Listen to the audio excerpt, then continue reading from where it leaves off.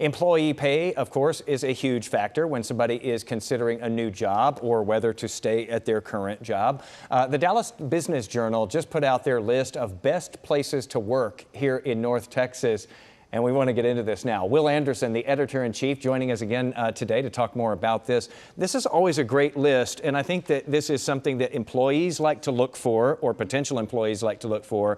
And I know that this is something that means a lot to a lot of these companies as well to make the list. Hopefully, yeah, they show up on the list and it can be a great recruiting tool. And companies that aren't on the list might want to steal some of the perks that are offered by these winning companies and implement them in their own workplace. Because they really set themselves apart with those. Do you notice, though, so you all have been doing this how long? So this is the 22nd year of Best Places to Work, and we honored 103 companies across North Texas, but that's out of more than 400 applicants. So plenty of deserving companies, but these rose to the top. It's based on anonymous surveys, so hopefully the employees can really tell you what they think and give you some clear feedback. I love that when we get down into the guts of how it actually works and how you guys actually collect the information, and anonymous surveys are definitely the way to go. So let's talk about the criteria to make the list. If I'm going to be one of the best places to work, what are some of the things I should have? Well, just baseline. Yeah, I mean, I think that when you look at, we survey all these companies to see what kind of perks they offer, and some of the things that are very prevalent, so I'd say are kind of table stakes. If you aren't offering these, it's usually a pretty easy switch to make.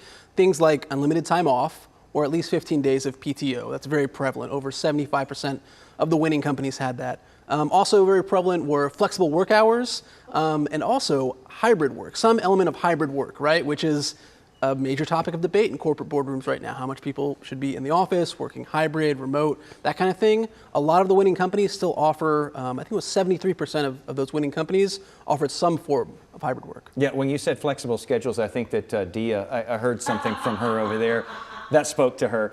So you broke the list down by company size here because, obviously you want to compare apples to apples in these different categories. Let's look at the ones that made the top three. Again, you all handed out a lot of different awards for this, but, let's look at the top three in these. Extra large companies: Century 21, Judge Fight, Brinker International, Ryan, see their name on the list a lot of times. Yep. Medium-sized companies: Vista Bank, Staff DNA, Infinite Agency, and small companies: Unity, Abstract Construction, and JobTread Software.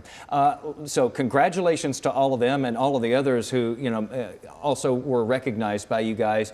Can you kind of go into a couple of the things that you have seen as far as perks go? Because, maybe some employers out there would want to learn from what some of these are offering, number one, and maybe, some of us workers would like to just kind of salivate and go, wow, that's possible somewhere.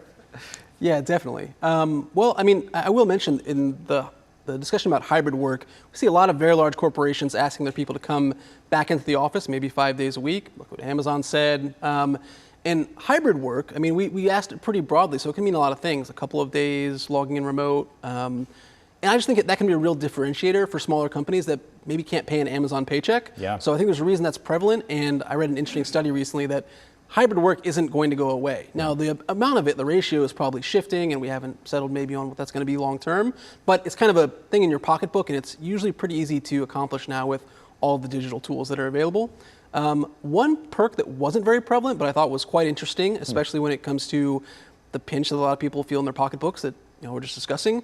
2% of the winning companies offered childcare subsidies. So childcare is a major cost for parents, and sometimes it's large as your mortgage payment, depending on the size of your mortgage payment and where your child goes to daycare. But childcare subsidies offered directly to the employees that have children, which that might be hard to accomplish. It's obviously it's something that a small percentage of companies have done, probably quite challenging. But that was just an interesting example to me of something that was a little different, a little off the wall, and probably something that employees, if they're worrying about how they're going to afford something like that, really appreciate. Yeah, we all like to negotiate the pay, but the bennies, you got to check out the benefits as well. And the final one that we were talking about in the break earlier, I really like this one, the health, the wellness thing. Yeah, that's something that a lot of employees talk about now, prioritizing. So there was actually two other categories, and one of them was the micro category. And one of the companies, the winning companies in there, was called January Digital, and they're a small marketing agency in Dallas, and they had a $1,500 wellness stipend. But they don't track how you spend it. They just expect you to spend it on something that qualifies to you as wellness. So maybe fitness classes, maybe some healthy food at the grocery store, maybe a new pair of running shoes. So they kind of trusted employees just to spend this however they saw fit.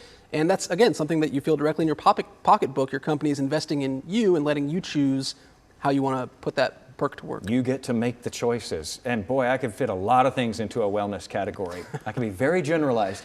Will Anderson from the Dallas Business Journal, thanks for being with us again. And of course, you can read the whole article and see all of the companies that were recognized by going to their site.